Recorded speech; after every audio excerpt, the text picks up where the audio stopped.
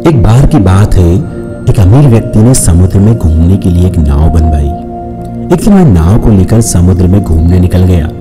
जब वह समुद्र में काफी आगे जा चुका था, तब अचानक समुद्र में भयंकर तूफान आ गया। उस भयंकर तूफान के कारण उसकी नाव पूरी तरह से तहस नहस हो गई।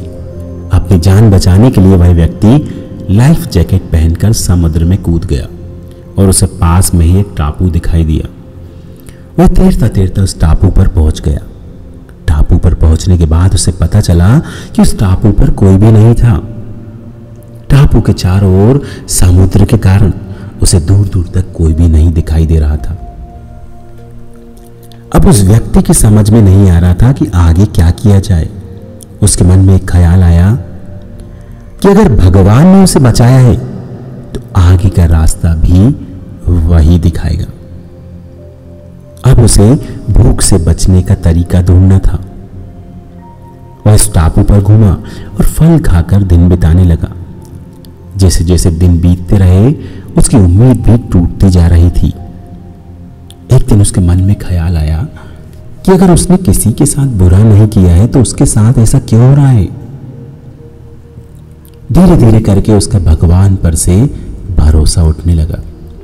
एक दिन उसने सोचा, अगर मेरी पूरी जिंदगी इसी टापू पर गुजरने वाली है तो क्यों मैं इस टापू पर अपने लिए एक झोपड़ी बना लूं। अब उसने पेड़ पत्ते झाड़ियों और लकड़ियों की मदद से एक झोपड़ी बना ली। झोपड़ी बनाने के बाद वह उसे देखकर सोचने लगा कि आज से मुझे पेड़ के नीचे नहीं बल्कि अपनी झोपड़ी में सोने को मिलेगा। कुछ ही समय बाद रात हो गई। धीरे धीरे मौसम बिगड़ने लगा। आसमान में बिजली कड़क रही थी। तभी अचानक बिजली उस व्यक्ति की झोपड़ी पर गिर गई और उसकी झोपड़ी जलने लगी। यह देखकर वह व्यक्ति पूरी तरह से टूट गया।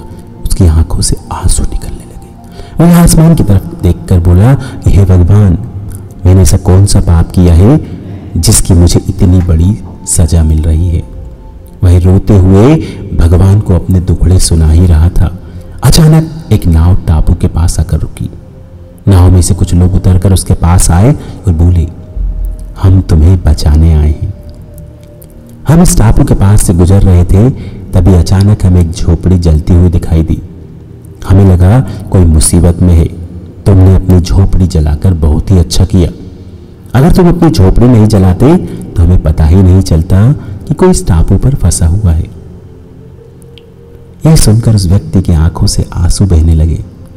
उसने भगवान से माफी मांगते हुए कहा, मुझे नहीं पता था कि आपने मुझे बचाने के लिए मेरी झोपड़ी में आग लगाई थी। मुझे आज पूरा यकीन हो गया कि आप अपने भक्तों का हमेशा ध्यान रखते हैं। आपने मेरे सब्र का इम्तिहान लिया, लेकिन मैं उसमें सफल नहीं रहा। तो दोस्तों, इस कहानी से मैं आपको यह समझाना चाहता हूं कि इस दुनिया में हर इंसान को बुरे समय से गुजरना पड़ता है। बुरे समय से गुजरने के बाद आपको एहसास होगा कि आपके साथ जो कुछ भी हुआ वह अच्छा हुआ, क्योंकि अगर वह सब कुछ नहीं होता तो आप आज इस मुकाम पर नहीं होते। एक बार सोच के देखिए। मिलते हैं कल सुबह ठीक 6 बजे। Stay positive, always motivated.